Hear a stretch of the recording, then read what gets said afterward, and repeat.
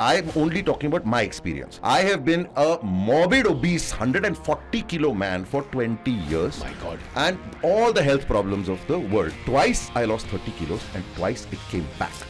આ સાંભળ્યું તમે? રામ કપૂરે એવું કહ્યું કે એને 2 વખત 30 કિલો વજન ઉતાર્યો અને પાછો ગેઇન થઈ ગયો. તમારી જોડે પણ આવું થયું છે? તો હવે મારી આ વાત ધ્યાનથી સાંભળો. મોટા ભાગના લોકોને એવું લાગે છે કે એ વધારે જમે છે એને લીધે એનું વજન વધે છે. બટ હકીકત એ છે કે તમારું વજન વધે છે બીકોઝ તમારું બોડી રિએક્ટ કરે છે તમારા ફૂડને ને તમારું માઇન્ડ રિએક્ટ કરે છે તમારા સ્ટ્રેસને. એટલે જ્યારે તમે ડાયટિંગમાં બધું જ ખાવાનું છોડી દો છો તમારા માઇન્ડને શોક લાગે છે. અને જ્યારે તમે ડાયટિંગ પૂરું કરો છો ને ખાવાનું ચાલુ કરો છો ત્યારે માઇન્ડ એમ કે છે કે ચલો ભાઈ હવે તો બધું જ ખાવાનું ચાલુ કરીએ. એને કહેવાય કે ડાયટ રીબાઉન્ડ. એટલે શું સમજ્યા તમે?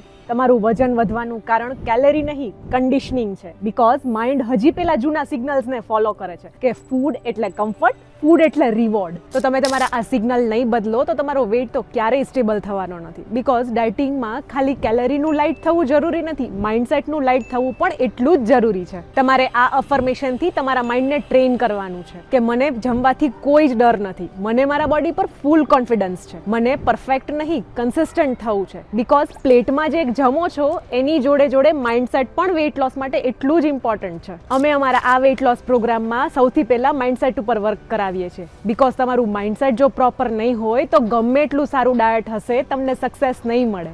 અને જો માઇન્ડસેટ જ પ્રોપર હશે તો ઘરના દાળ ભાત શાક રોટલી જમતા જમતા જ આ કમાલ કરી શકશો. હવે જો માઇન્ડસેટ સરખું કરવું છે તો સૌથી પહેલા ફટાફટ ફોલો બટન દબાવો ને મને તરત જ મેસેજ કરો.